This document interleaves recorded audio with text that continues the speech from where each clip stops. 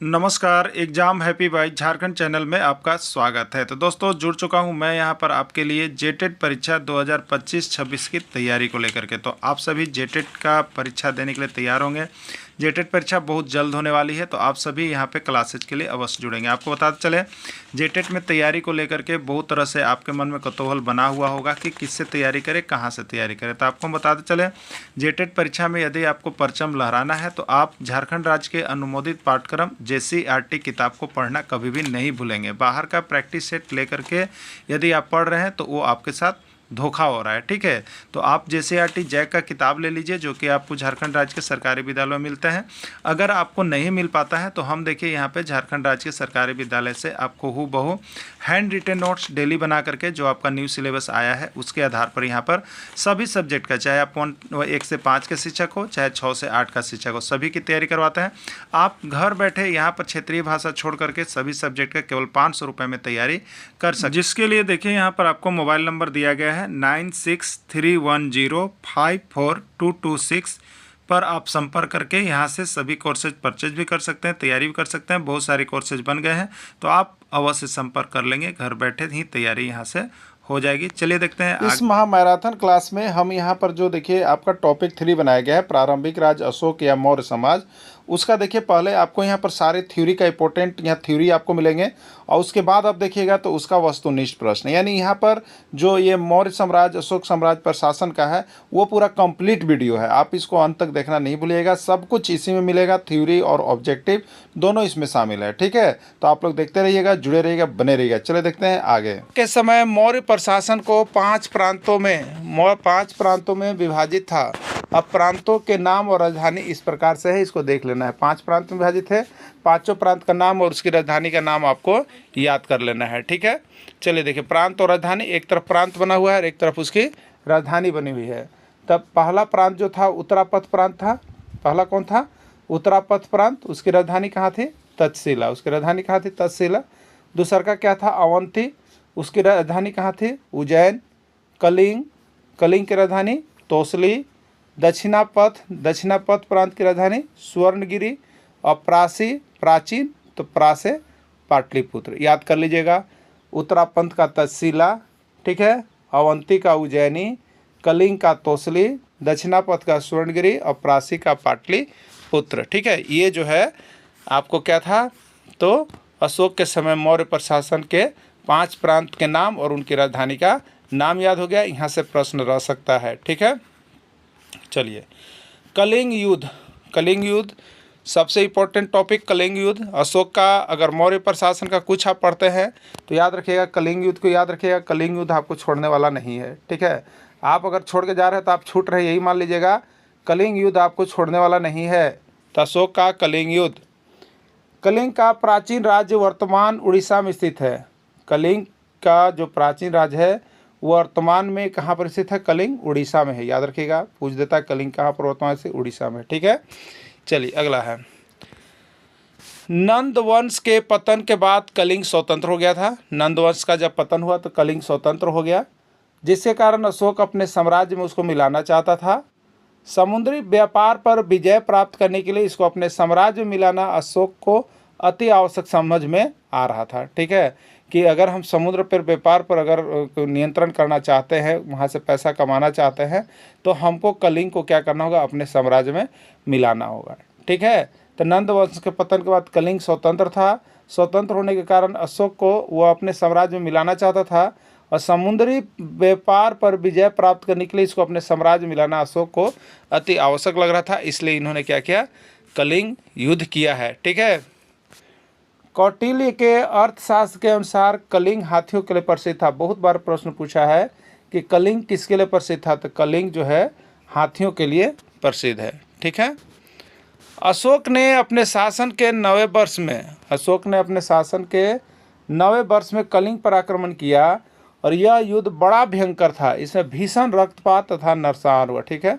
अशोक ने अपने शासन के 9वें वर्ष में क्या किया? कलिंग पर आक्रमण किया था। इस आक्रमण में भीषण नरसंहार नरपात हुआ, ठीक है। अशोक के 13वें शिलालेख में इस युद्ध के भयंकर परिणामों का उल्लेख है। बहुत इंपॉर्टेंट प्रश्न है।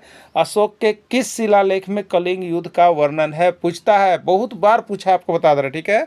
अशोक के किस शिलालेख में कलिंग युद्ध का वर्णन है, तो आपको बताना है अशोक के 13वें शिलालेख में कलिंग युद्ध का वर्णन किया गया है, ठीक है। देखिए अब क्या हुआ, कलिंग युद्ध में भीषण रक्तपात को देखकर अशोक का हृदय परिवर्तित हो गया, मतलब चेंज हो गया।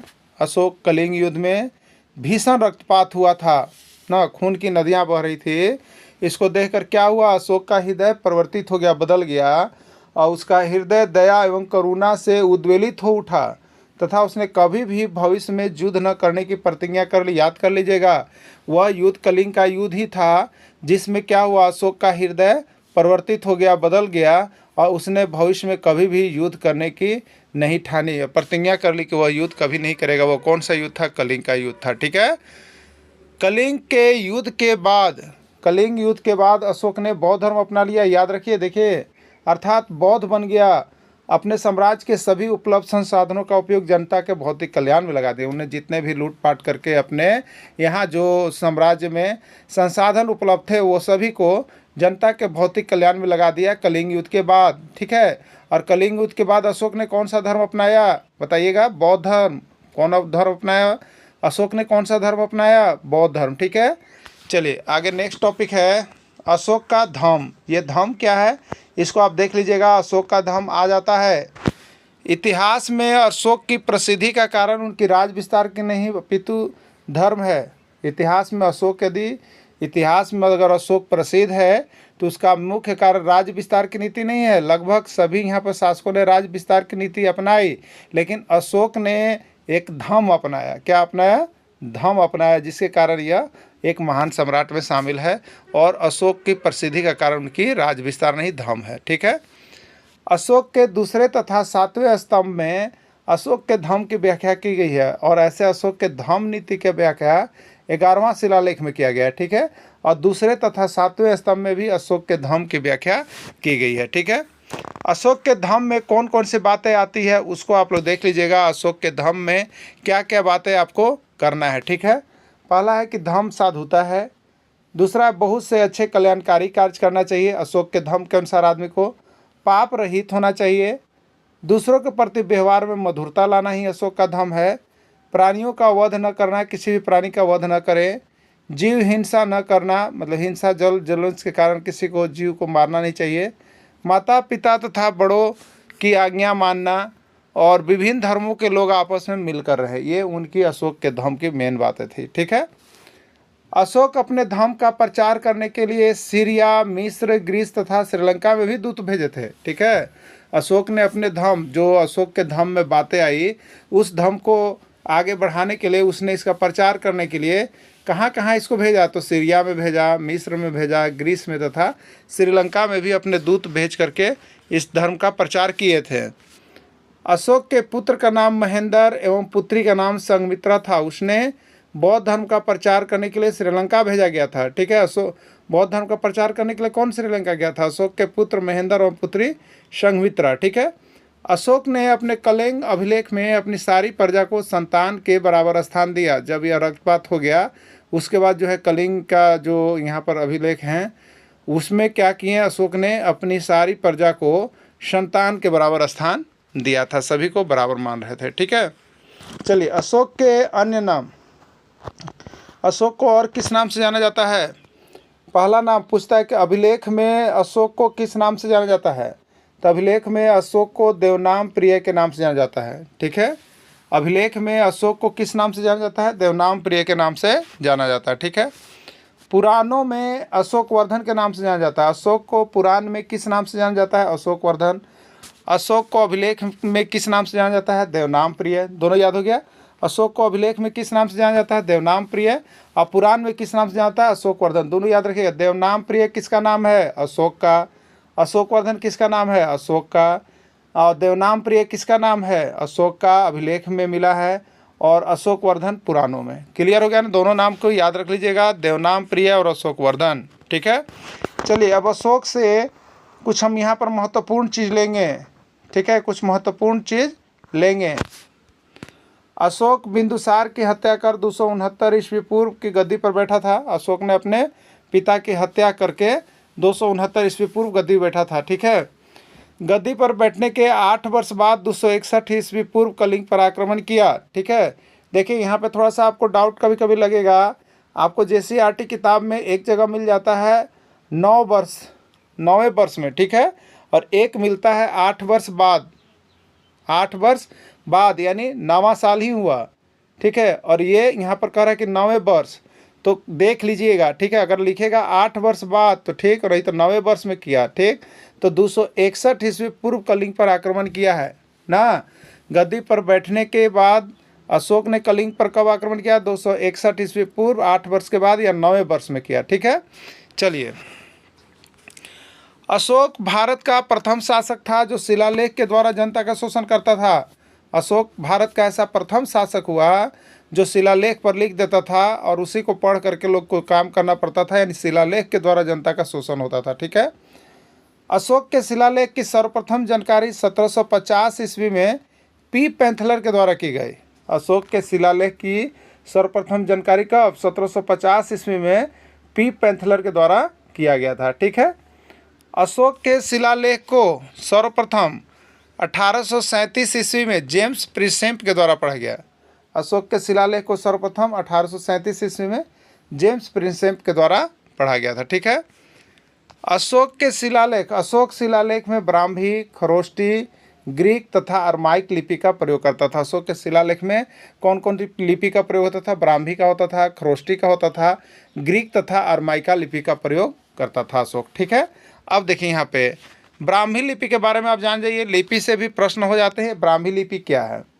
भारत के अधिकांश हिस्सों में मिले शिलालेख में इस लिपि का प्रयोग हुआ। इस लिपि को बाएं से दाएं लिखा जाता है या भारत के अधिकांश क्षेत्रों में लिखा जाता है। ठीक है। तो ब्राह्मी लिपि कहाँ पर देखने को मिलेगा? आपको पूछ देगा। भारत में, अफगानिस्तान में, ईरान में, इराक में, तो लिखिएगा भारत सबसे, ब्राह्मी लिपि सबसे अधिक भारत में ही मिलता है। ठीक है। कहाँ मिलता है? भारत में। भारत के अधिकांश क्षेत्रों में ब्राह्मी लिपि मिलता है। चलिए अब देखिएगा, खरोष्टी लिपि उत्तर पश्चिम भारत के शिलालेख में प्रयुक्त हुआ था, जिसको दाएं से बाएं लिखा जाता है। वर्तमान में यह पाकिस्तान क्षेत्र के प्रांत में है। खरोष्टी लिपि याद रखिएगा, इसका लिखने का तरीका यह अलग है। इसको दाएं से बाएं लिखा जाता है। ब्राह्मी में बाएं से दाएं, लेकिन खरोष्टी में दाएं से बाएं। याद रखिएगा, पूछ देता है, यही सब चीज़ पूछता है। ठीक है। और यह खरोष्टी लिपि अभी कहाँ मिलेगा? तो पाकिस्तान क्षेत्र के प्रांत में यह चला गया है। ठीक है। ग्रीक तथा अरमाइक लिपि, ग्रीक तथा अरमाइक लिपि अफगानिस्तान क्षेत्र में इस लिपि का प्रयोग किया जाता है। ग्रीक तथा अरमाइक लिपि का प्रयोग कहाँ होता है? तो अफगानिस्तान क्षेत्र में होता है। क्लियर? चलिए, अब है कि अशोक की भाषा क्या थी? तो अशोक की भाषा प्राकृत थी। याद रखिएगा, अशोक की भाषा क्या थी? प्राकृत थी। प्रश्न पूछता है।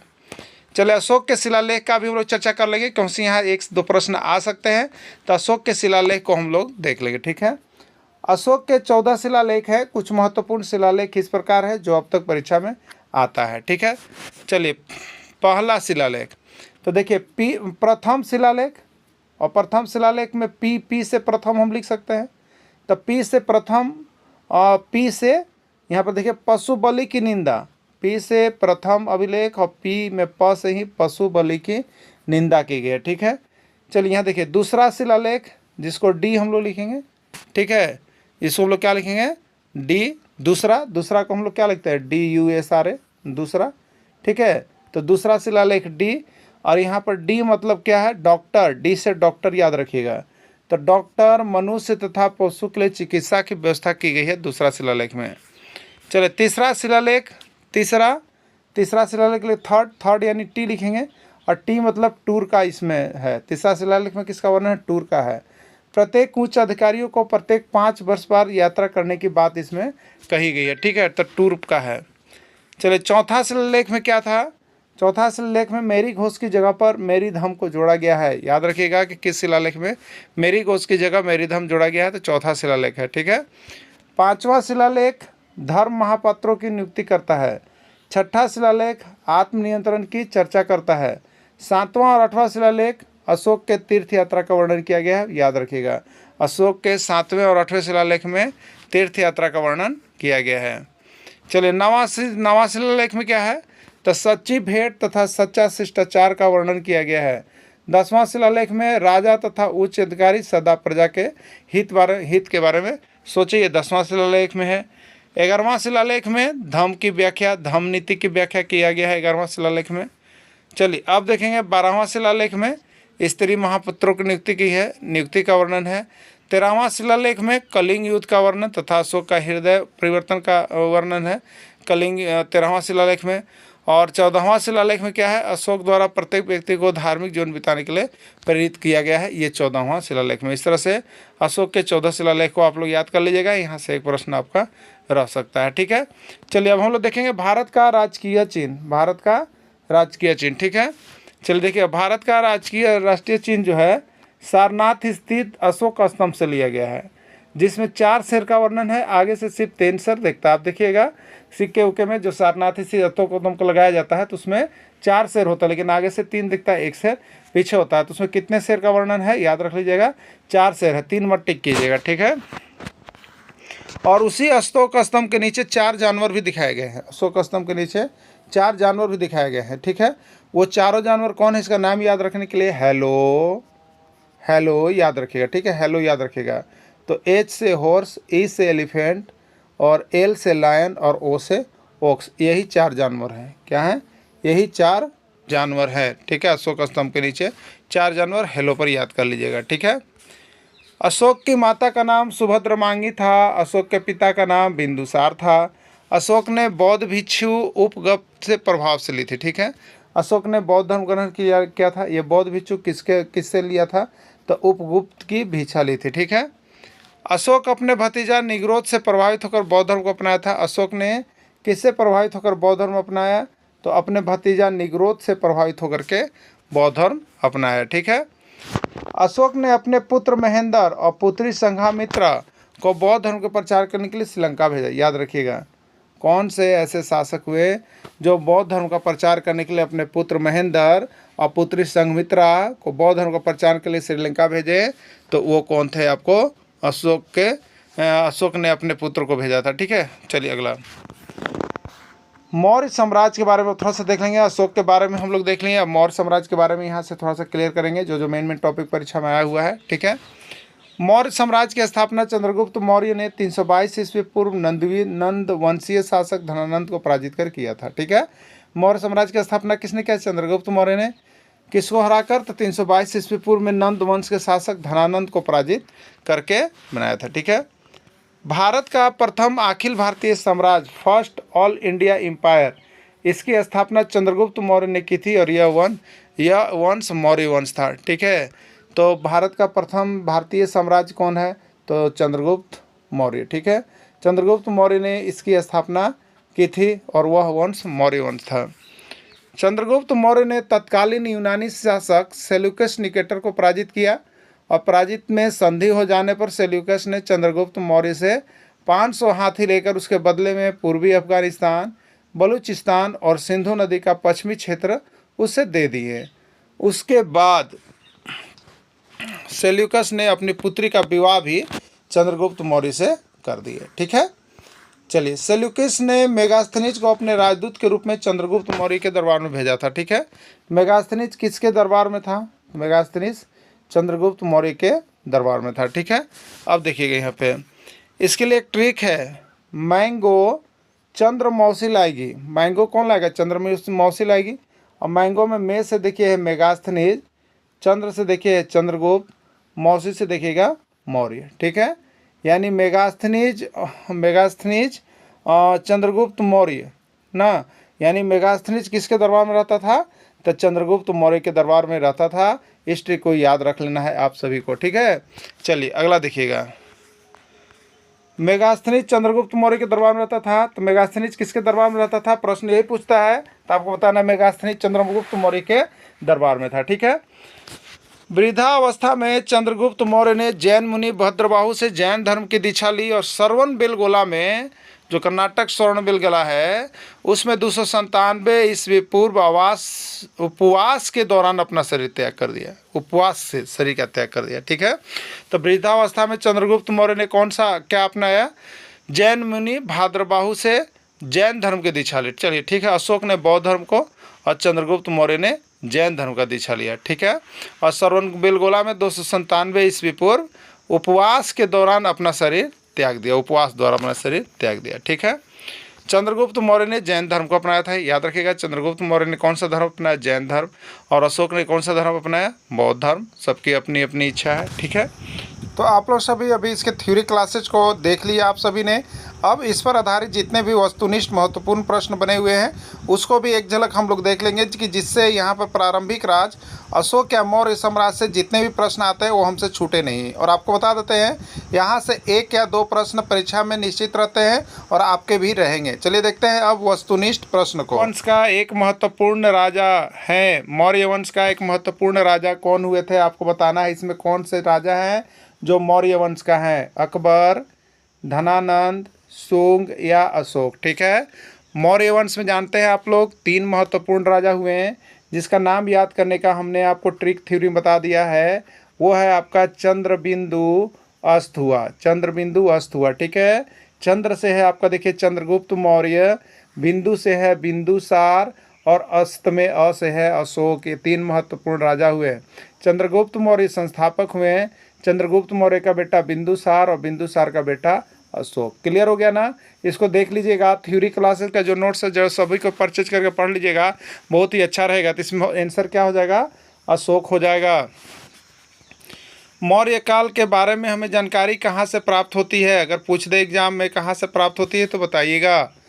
पहला है चाणक्य द्वारा लिखी गई पुस्तक अर्थशास्त्र से, दूसरा है मेगास्थनीज के द्वारा लिखा गया पुस्तक इंडिका से, तीसरा है ए और बी दोनों सही है और डी है कोई नहीं। ठीक है, याद रखिएगा, चंद्रगुप्त मौर्य के बारे में जो जानकारी हमें प्राप्त होती है वो चाणक्य या इन्हीं का नाम है कौटिल्य द्वारा लिखी गई पुस्तक अर्थशास्त्र से प्राप्त होती है।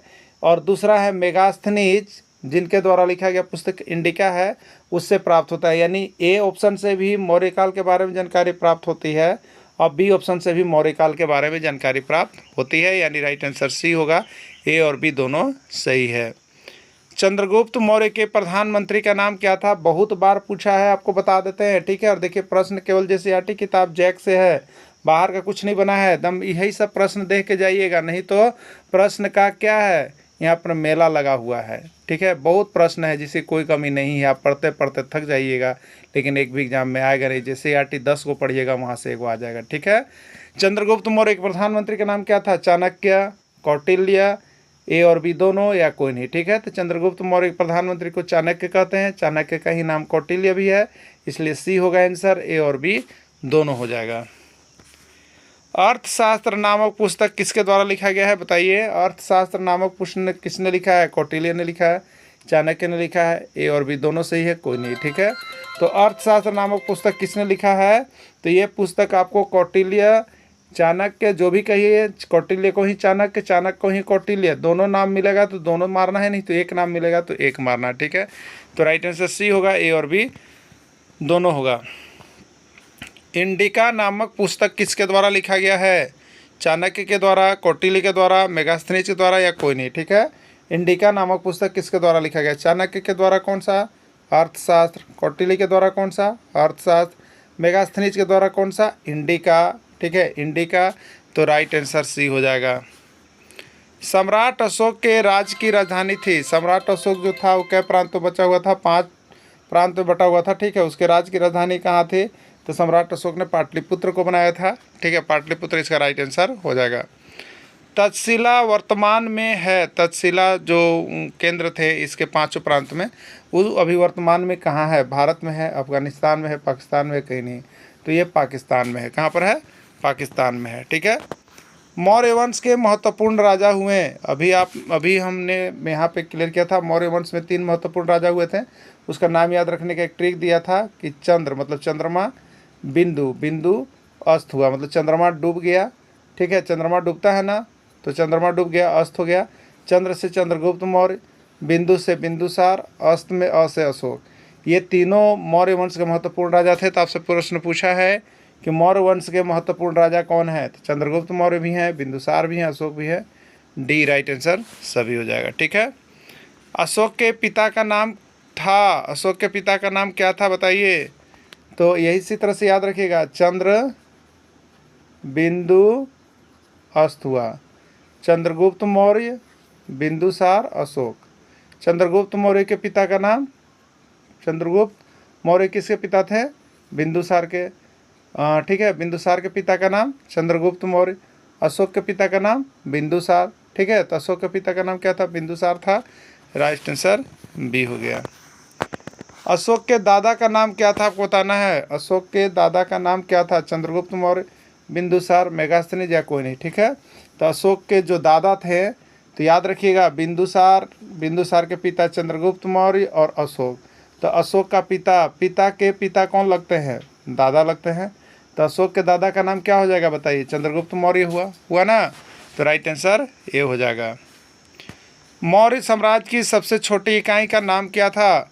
आपको बता रहे कि मौर्य प्रशासन की जो सबसे छोटी इकाई होती थी उसका नाम क्या था? कुल, 20, ग्राम, जन। ठीक है, तो यहाँ पे मौर्य प्रशासन की सबसे छोटी इकाई जो है ग्राम थी। ठीक है, मौर्य प्रशासन का उत्तर पश्चिम क्षेत्र किसके लिए प्रसिद्ध था? बहुत बार देखिए प्रश्न आपका ये पूछा गया है, बहुत कम जगह आपको मिलेगा प्रैक्टिस सेट में देखने का। ठीक है, तो मौर्य प्रशासन जो प्रांत बचा हुआ था उसका उत्तर पश्चिम क्षेत्र किस लिए प्रसिद्ध था? उत्तर पश्चिम क्षेत्र जो है कंबल के लिए प्रसिद्ध था। किसके लिए प्रसिद्ध था? कंबल के लिए। ठीक है, मौर्य प्रशासन का उत्तर पश्चिम क्षेत्र कंबल के लिए प्रसिद्ध था, जबकि दक्षिण भारत क्षेत्र जो था सोने और कीमती पत्थरों के लिए प्रसिद्ध था।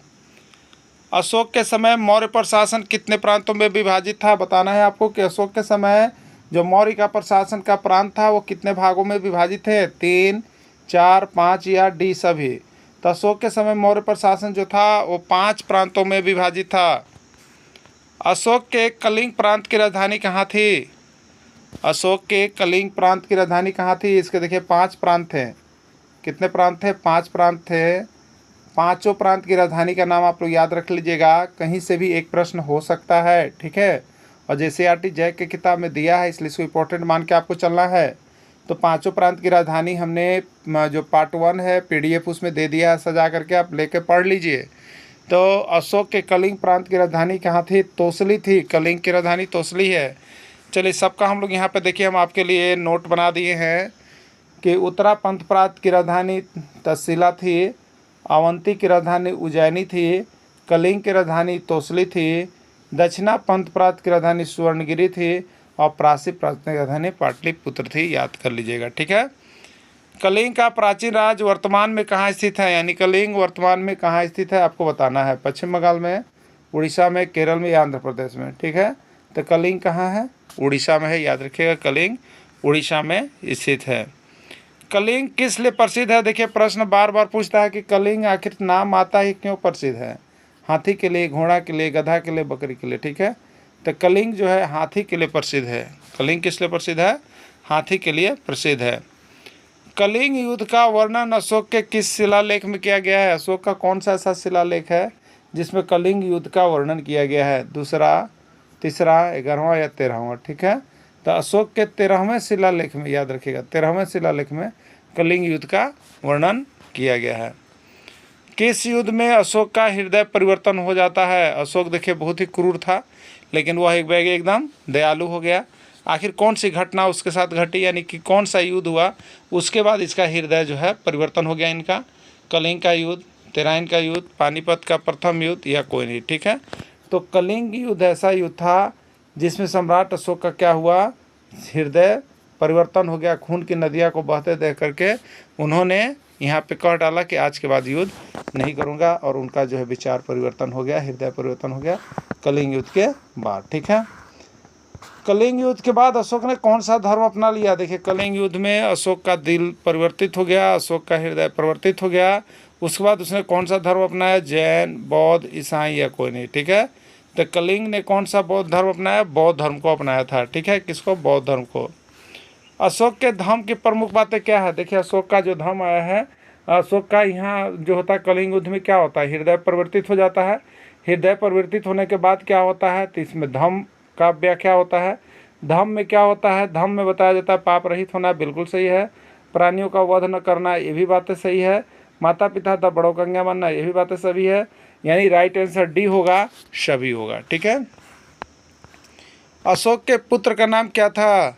महेंद्र, हरेंद्र, सत्येंद्र या उपेंद्र। ठीक है, तो अशोक के पुत्र का नाम महेंद्र था और पुत्री का नाम संघमित्रा था, जिसको बौद्ध धर्म का प्रचार करने के लिए श्रीलंका भेजा गया था। ठीक है, और अभिलेख में अशोक को किस नाम से जाना जाता है? अभिलेख में अशोक को किस नाम से जाना जाता है, ये भी याद रख लीजिएगा, आया हुआ प्रश्न है। अशोकवर्धन, सम्राट, देवनाम प्रिय। ठीक है, तो अभिलेख में अशोक को किस नाम से जाना जाता है? तो अभिलेख में अशोक को देवनाम प्रिय के नाम से जाना जाता है, याद रखिएगा। अशोक को पुराण में किस नाम से जाना जाता है? अशोक को, सम्राट अशोक को पुराण में अब किस नाम से जाना जाता है? अशोकवर्धन, देवनाम प्रिय, सम्राट महान या कोई नहीं। ठीक है, तो अशोक को पुराण में जो है अशोकवर्धन कहा जाता है। क्या कहा जाता है? अशोकवर्धन इनका राइट आंसर हो जाएगा। अशोक गद्दी पर कब बैठा? 269, 261, 268 ईस्वी पूर्व या कोई नहीं। ठीक है, तो अशोक गद्दी पर कब बैठा? तो अशोक गद्दी पर बैठा था 269 ईस्वी पूर्व जो है अशोक गद्दी पर बैठा था। ठीक है, अशोक बिंदुसार की हत्या कर 269 ईस्वी पूर्व में गद्दी पर बैठ गया। अशोक ने कलिंग पर आक्रमण कब किया? अशोक ने कलिंग पर आक्रमण कब किया? 269, 261, 268 या कोई नहीं। ठीक है, तो अशोक ने कलिंग पर कब आक्रमण किया? तो 261 ईस्वी पूर्व आक्रमण किया। कब किया? 261 ईस्वी पूर्व आक्रमण किया।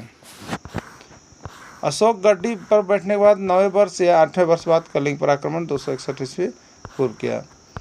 भारत का ऐसा कौन सा शासक है जो शिलालेख के द्वारा जनता का शोषण करता था? शिलालेख पर लिख लिख के जनता का शोषण करता था, वो था एक महान सम्राट अशोक। ठीक है, महान सम्राट अशोक थे। आगे है, अशोक के शिलालेख को सर्वप्रथम किसने पढ़ा? जेम्स प्रिंसेप, पीप पैंथलर, जेम्स रॉबर्ट या कोई नहीं। ठीक है, तो अशोक के शिलालेख को सर्वप्रथम किसने पढ़ा था? तो जेम्स प्रिंसेप। कौन थे? आपके जेम्स प्रिंसेप के द्वारा पढ़ा गया था। ठीक है, इसकी स्थापना, इसके सर्वप्रथम जानकारी 1750 ईस्वी में पीप पैंथलर द्वारा चर्चा की गई थी।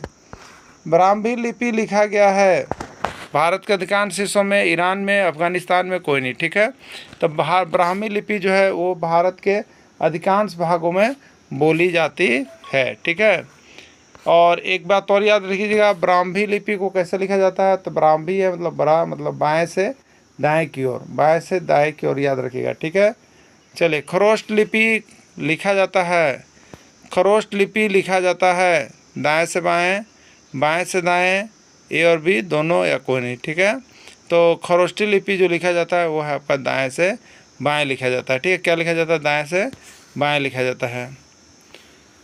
भारत का राष्ट्रीय चिन्ह लिया गया है सारनाथ स्थित अशोक स्तंभ से, सारनाथ स्थित अभिलेख से, सारनाथ स्थित पुराण से या कोई नहीं। ठीक है, तो भारत का राष्ट्रीय चिन्ह जो है आपको कहाँ से लिया गया है?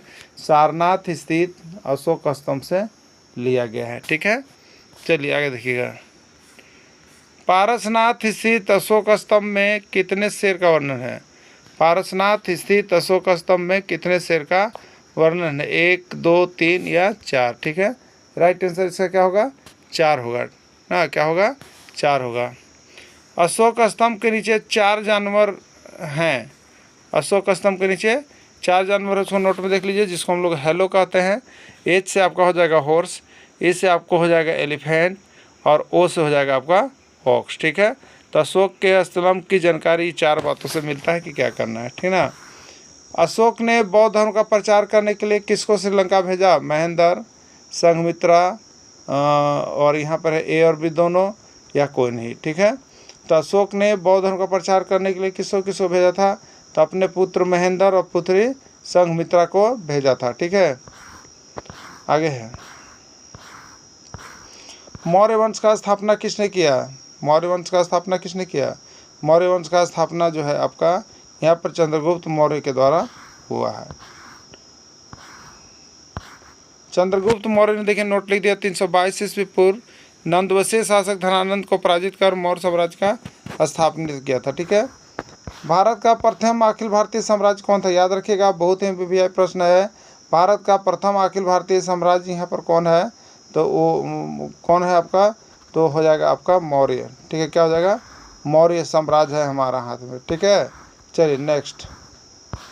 मेगास्थनीज किसके दरबार में रहता था? चंद्रगुप्त मौर्य, अकबर, बिंदुसार या अशोक। ठीक है, चंद्रगुप्त मेगास्थनीज किसके दरबार में रहता था? तो यहाँ पर एक ट्रिक दिए हैं, मैंगो चंद्रमौसी लाएगी, इसको नीचे लिखा हुआ मिलेगा भी, मैंगो चंद्रमौसी लाएगी। ठीक है, मैंगो मतलब मेगास्थनीज, चंद्र मतलब चंद्रगुप्त मौर्य और लाएगी। ठीक है, यहाँ पर मेगास्थनीज किसके द्वारा लिखा गया है? तो मेगास्थनीज जो है आपका चंद्रगुप्त मौर्य के द्वारा लिखा गया है। देखें यहाँ पे सारा कुछ बना हुआ है, नोट्स आप सभी पढ़ लीजिएगा, एक बार में आपको क्लियर हो जाएगा। ठीक है, चलिए चंद्रगुप्त मौर्य ने कौन सा धर्म अपनाया? देखिए अशोक कौन सा धर्म अपनाया बताइए? वो बौद्ध धर्म को अपना लिया, लेकिन चंद्रगुप्त मौर्य ने कौन सा धर्म अपना लिया? जैन धर्म। और इन्होंने क्या किया? जैन मुनि से दीक्षा ले लिया। ठीक है, तो चंद्रगुप्त मौर्य में कौन सा धर्म अपना गया? तो चंद्रगुप्त मौर्य में जो है आपका यहाँ पर कौन सा धर्म अपनाया गया, कौन सा धर्म अपना लिया? तो जैन धर्म को अपना लिए थे उन्होंने। ठीक है, किसको अपना लिए? जैन धर्म। चंद्रगुप्त मौर्य की मृत्यु कहाँ हुई? श्रवणबेलगोला, कुशीनगर, बलूचिस्तान या कोई नहीं। ठीक है, तो यहाँ पे चंद्रगुप्त मौर्य की मृत्यु कहाँ हुई? तो चंद्रगुप्त मौर्य की मृत्यु जो है वो आपका श्रवणबेलगोला में हुआ था। ठीक है।